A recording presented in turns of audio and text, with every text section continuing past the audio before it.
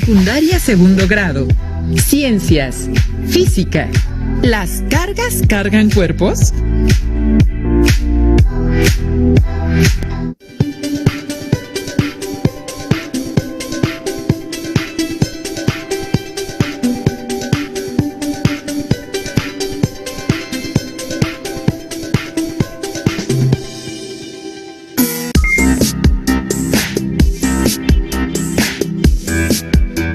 Bienvenidas y bienvenidos, estimados estudiantes. Me da mucho gusto que nos encontremos y acompañemos en otra emisión más de Aprende en Casa 2, en la asignatura de Ciencias Física. Yo soy Leslie Mendívil y en esta ocasión nos acompaña la profesora Tania Méndez, quien nos apoyará en el desarrollo del tema del día de hoy. Bienvenida, maestra. Gracias, Leslie. Me da mucho gusto poder participar en esta sesión. Les envío un cordial saludo a las y los estudiantes que nos acompañan en esta ocasión. La sesión de hoy se titula ¿Las cargas cargan cuerpos? ¿Qué significará? ¿Será que las cargas eléctricas se llaman así porque llevan cargando algo? ¿Será que todos los cuerpos tienen cargas eléctricas? ¿Tendrá algo que ver con la energía? Les invitamos a hacerse estas y más preguntas. Vamos a entrar de lleno en el tema. Para facilitar este trabajo, no olviden tomar notas de las ideas principales, de sus reflexiones y de las preguntas que surjan durante el desarrollo del tema. Bueno, si ya tenemos todo, entonces, ¿qué le parece, maestra, si comenzamos? Es importante revisar algunos conceptos que hemos aprendido en temas anteriores. Por ejemplo, que la materia está formada por átomos. Debemos comprender que materia es todo lo que ocupa un lugar en el espacio, desde lo micro hasta lo macro, como un mosquito o un alfiler, hasta un edificio o un elefante. Les invito a pensar en 3, 4, 5 o 20 ejemplos más. Por otra parte, el átomo era considerado como la unidad más pequeña de la materia. Actualmente sabemos que es el quark, pero aún no nos vamos a meter de lleno en esos temas. El átomo está formado por protones, neutrones y electrones. Imaginen que los protones y neutrones se llevan muy bien y por eso permanecen juntos en el núcleo, mientras que el electrón tiene más un espíritu viajero y se encuentra en las órbitas como si fueran autos en una carrera dando vueltas alrededor del núcleo. Los fenómenos eléctricos que han visto muestran una propiedad fundamental de la materia, la carga eléctrica. Como estudiaron en temas anteriores, los protones poseen una carga positiva y los electrones carga negativa. Por lo tanto, los fenómenos eléctricos tienen relación directa con las interacciones de las partículas que componen al átomo. Maestra, ¿será entonces que de los electrones venga la palabra electricidad? Como revisábamos que se trata de ganar y ceder electrones, pero aún quiero saber qué significa eso de electrizado. Efectivamente, la electricidad es el conjunto de fenómenos físicos relacionados con la presencia y flujo de cargas eléctricas. Algunos de esos fenómenos son, por ejemplo, los rayos, la electricidad estática, entre otros ejemplos. El conocimiento de la electricidad es muy antiguo. Se sabe que Tales de Mileto en el siglo VI antes de nuestra era observó que al frotar un trozo de ámbar con un paño de lana o de piel, este atraía materiales ligeros como pelusa, plumas de ave y cabellos. La palabra electricidad se originó en la antigua Grecia. La palabra proviene del vocablo electrón. Este significa ámbar, que es la resina fosilizada de un árbol. Entonces, ¿cómo se forman los rayos? ¿Tiene que ver con la electricidad estática? ¿Qué te parece si vemos el siguiente video para entrar de lleno con algunos experimentos y así entender mejor el tema? En todas las épocas y lugares del mundo, los seres humanos nos hemos impresionado con los fenómenos eléctricos, como los rayos, las auroras boreales o las chispas que desprenden las telas de fibras sintéticas al frotarlas. Veamos otro fenómeno eléctrico.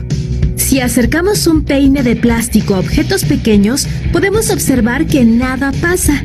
Ahora, si frotamos el mismo peine con nuestro cabello y lo volvemos a acercar a los objetos, ¿notas cómo el peine ejerce una fuerza sobre ellos sin necesidad de tocarlos? Esto se debe a que el peine se ha electrizado o cargado eléctricamente mediante el frotamiento. Recordemos que los cuerpos están formados por átomos, en cuyo núcleo hay protones con carga positiva y neutrones sin carga, mientras que en sus órbitas están los electrones con carga negativa.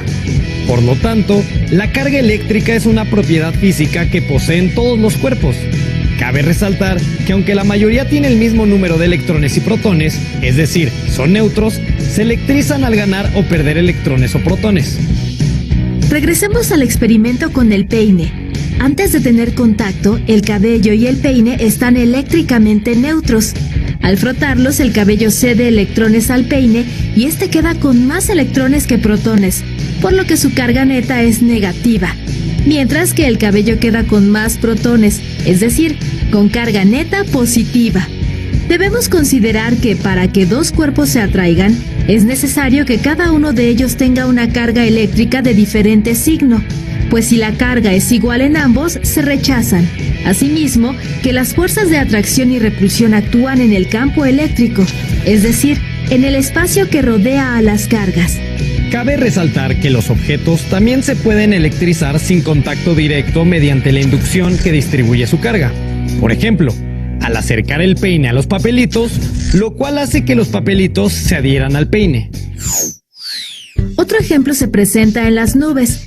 La parte superior de una nube tiene cargas positivas, mientras que la parte inferior tiene cargas negativas, generando un campo eléctrico de atracción entre la nube y la Tierra que tiene carga positiva. Cuando las cargas eléctricas negativas en la nube son demasiadas, se liberan electrones hacia el suelo, a través de una descarga eléctrica muy intensa llamada rayo, y que al paso de la corriente eléctrica emite luz. La estela luminosa que vemos se denomina relámpago, mientras que un trueno es la intensa onda sonora que se produce cuando un rayo expende bruscamente el aire al bajar a la Tierra.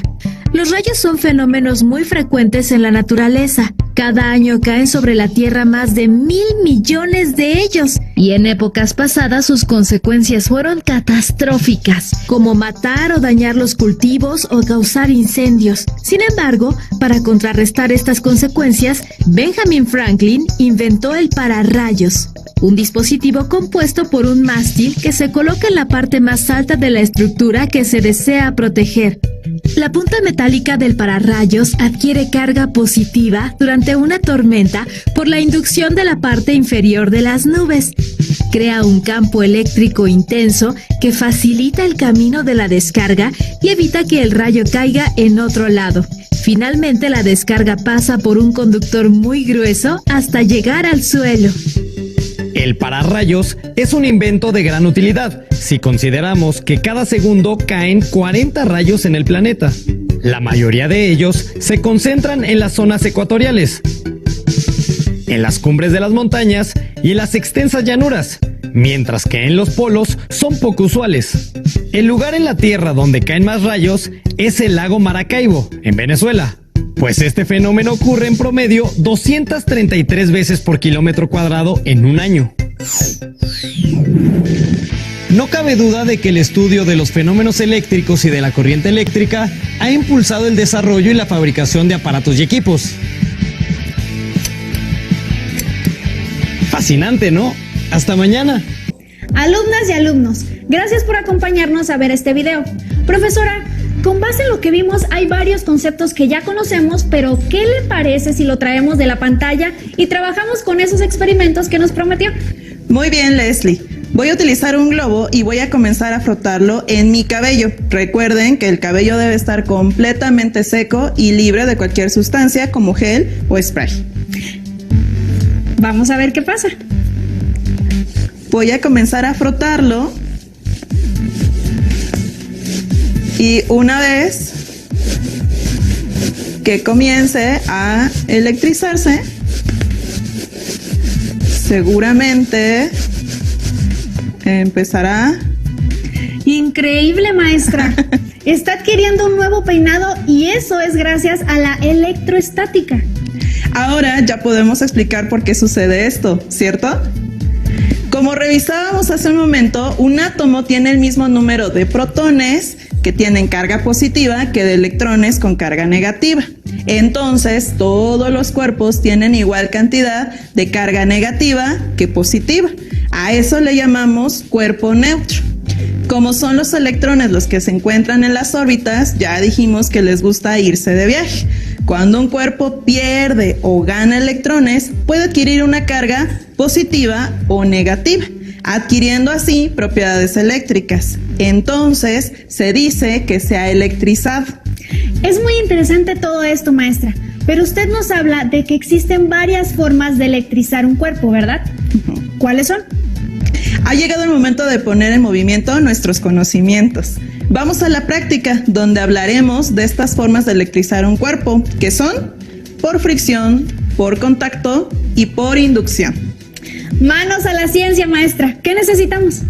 Serán algunos materiales sencillos que tienen a la mano o que puedan improvisar para experimentar con ellos. Bueno, entonces supongo que iniciaremos con la primera forma de electrizar un cuerpo que usted mencionó, y es por fricción.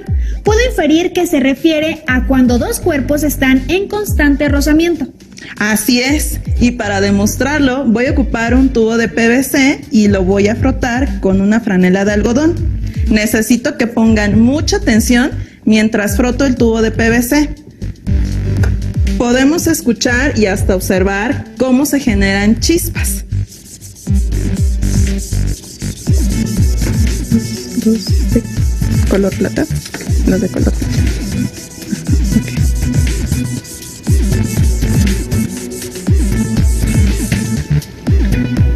Esto significa que el tubo se está cargando eléctricamente.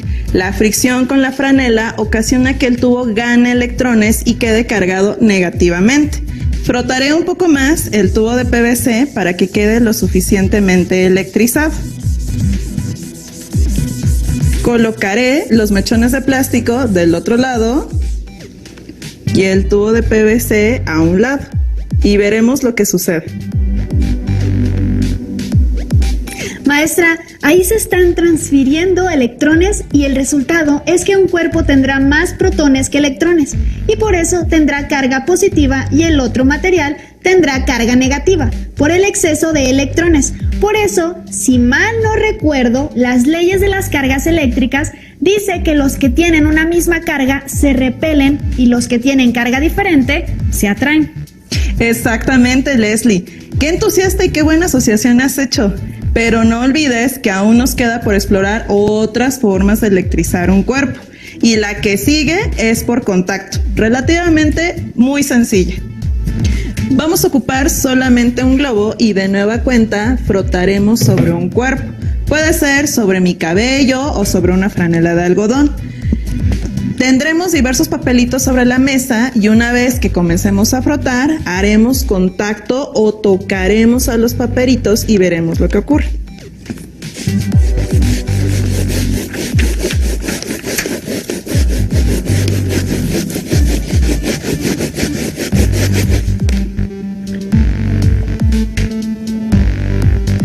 ¡Wow!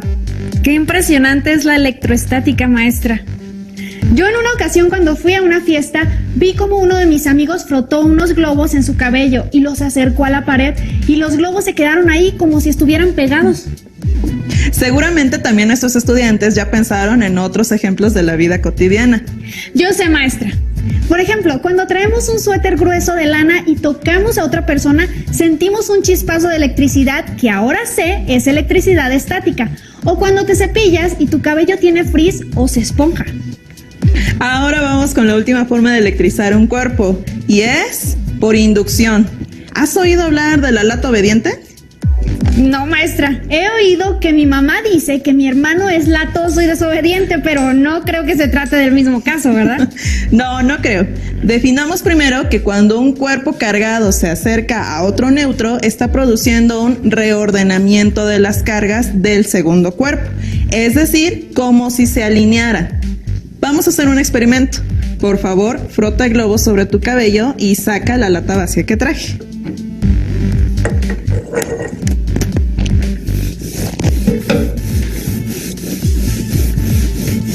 Si la van a reutilizar, procuren lavarla y secarla bien. Ahora, una vez que frotemos, le llamamos lata obediente porque hacia donde dirijamos el globo, la lata irá. ¿Puedes acercarlo, por favor, a la lata? ¡Wow! Muy bien, maestra. Pero ahora que hablamos de usar el aluminio, entiendo que también es un metal. O por ejemplo, si hablamos de electricidad y agua, ¿qué cuidados debemos tener en el uso de electricidad?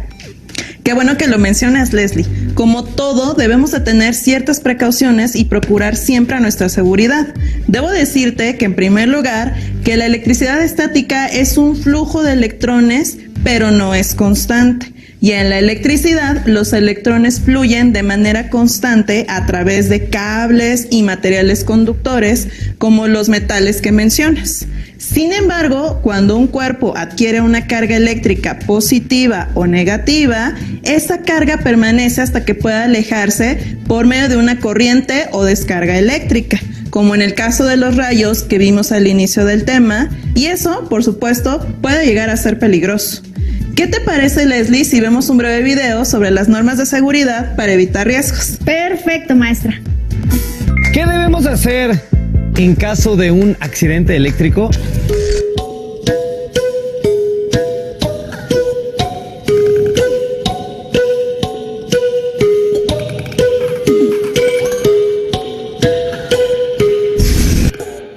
Ante un accidente eléctrico debemos llamar al servicio de emergencia 911 o bien a la Cruz Roja Mexicana.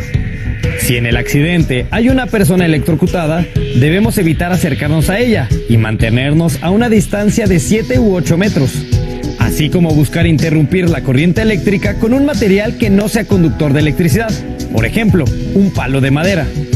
Una vez que no haya riesgos, el especialista en primeros auxilios empleará un objeto no conductor para tocar a la persona accidentada y revisar su estado de conciencia, dado que un accidente de este tipo puede alterar el ritmo cardíaco o provocar un paro respiratorio. También debemos despejar el área para que el especialista en primeros auxilios brinde a la persona accidentada la reanimación cardiopulmonar o RCP. Una vez que logre reanimarla, este especialista evitará que la persona se enfríe y le colocará gasas estériles en las zonas quemadas. Y por último, la trasladará a un centro de salud.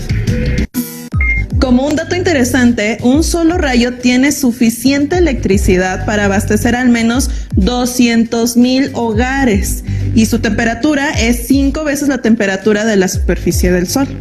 Cuando cae sobre un ser vivo como un árbol o una persona, causa daños irreparables en los tejidos y órganos. Incluso puede causar la muerte del organismo. Maestra, hoy hemos aprendido mucho, pero tengo una duda. Además de hacer experimentos como los que nos mostró, ¿la electroestática se emplea en algún otro contexto que no sea una demostración de clase? Por supuesto, Leslie. Te voy a dar 2 ejemplos. El principio bajo el cual se rige la tecnología de impresión láser es la electroestática. Veamos el siguiente video donde explicarán un poco más sobre el funcionamiento de las impresoras láser. Para entender completamente cómo la impresión en color es técnicamente compleja, echaremos un vistazo al proceso electrofotográfico.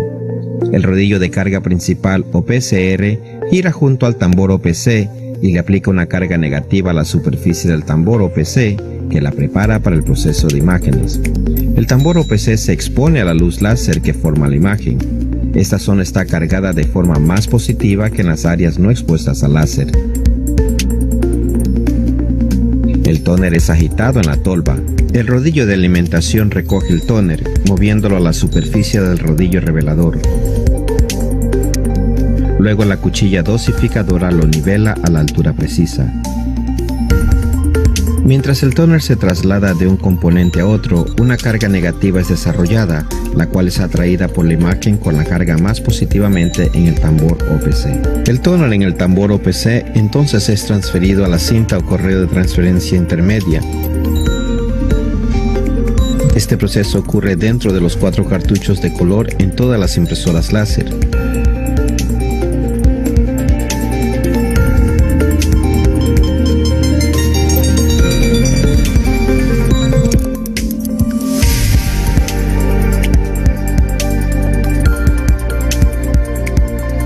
El tóner en la cinta o correa de transferencia intermedia es transferido entonces al papel.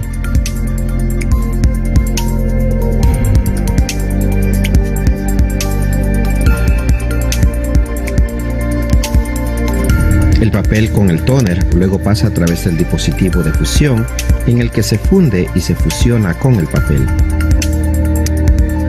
Cualquier tóner restante en el tambor OPC es removido y depositado en la torba de residuos por la navaja limpiadora.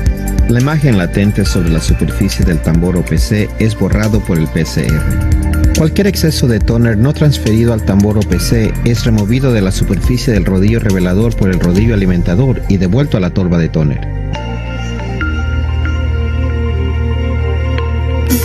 Como acabamos de ver, las impresoras láser son una versión mucho más sofisticada del experimento que te mostré con el tubo de PVC y los papelitos, donde en lugar de un tubo de PVC tenemos un rodillo que al cargarse eléctricamente hace que se adhiera la tinta de la impresora. Otro ejemplo de una aplicación de la electrostática es el método conocido como pintura electroestática. A diferencia de las pinturas tradicionales líquidas, evita que se formen burbujas en la superficie y escurrimientos, ofreciendo un acabado más uniforme. Las características y ventajas de la pintura electrostática son muchas, tanto para el fabricante como para el usuario final, ya que reduce costos de producción y ahorra en insumos, ya que por sus características las pinturas en polvo son 100% reutilizables y no se desperdician. La aplicación es más fácil, limpia y ecológica. Y por si fuera poco, incluyen una muy amplia gama de colores y acabados. En cuanto al usuario final, obtiene un producto con un acabado durable y estético. Para su aplicación es necesario utilizar una máquina de pintura en polvo y un horno de curado. Es un proceso que no emite ningún tipo de solvente que dañe el medio ambiente, siendo esta una de las numerosas razones por las que es un tipo de pintura cada vez más utilizado. Para la recuperación de pintura se utiliza una cabina de pintura, la cual tiene integrado un módulo donde se captura la pintura que no se adhiere con el fin de recuperarla y volverla a utilizar. Es llamada pintura electrostática por la manera en que se adhiere a las piezas, y para que esto suceda es necesario utilizar una máquina de pintura en polvo, un equipo especializado en el que la pintura se mezcla con el aire cargándola eléctricamente. Las partículas cargadas eléctricamente se adhieren a la superficie a ser pintada, que está a tierra. El resultado es un revestimiento uniforme, de alta calidad, adherido a la superficie, atractivo, de una gran calidad y durable. Una vez adheridas a la superficie, para que las partículas se fijen a ella, se someten a un proceso de calentado en un horno de curado, en el que se transforman en un revestimiento continuo. Lo anterior se debe a que en el momento en el que los pigmentos se funden por efectos del calor, las resinas y minerales reaccionan formando una película duradera y uniforme sobre la superficie en la que se ha aplicado la pintura. La pintura en polvo puede ser utilizada para diversas aplicaciones, como pintado de bicicletas, electrodomésticos, estanterías, muebles metálicos, piezas metalúrgicas, herramientas, tuberías, artesanías, exhibidores comerciales, envases y artículos decorativos. A manera de resumen, recapitulemos lo que aprendimos hoy. La materia eléctricamente neutra tiene igual cantidad de carga positiva que negativa. Sin embargo, puede perder o ganar electrones y adquirir una carga positiva o negativa. Cuando un cuerpo adquiere propiedades eléctricas como resultado de este proceso, se dice que se ha electrizado. Las formas de electrizar un cuerpo son por fricción, consiste en frotar un cuerpo con otro y uno de ellos cede cargas y el otro las gana. Por contacto, si un cuerpo electrizado se pone en contacto con un cuerpo neutro, se transfiere carga a este último. Por inducción, cuando un cuerpo cargado se acerca a otro neutro, produciendo un reordenamiento de las cargas del segundo. La información llega a ser conocimiento, maestra. Ahora que ya sé qué es la electroestática y algunas medidas de seguridad, las llevaré a cabo. Les invitamos a ustedes que lo lleven a cabo en casa, siempre con la supervisión de un adulto. Así es, Leslie. Ya para terminar, les invitamos a que se reúnan con su familia y entre todos lleven a cabo estos sencillos experimentos y registren sus resultados. También pueden pedirles que les ayuden a investigar más acerca del tema. Maestra Tania, le agradezco muchísimo su intervención en esta sesión. A nuestros estimadas y estimados estudiantes, les invito a encontrarnos en la próxima sesión. ¡Hasta pronto!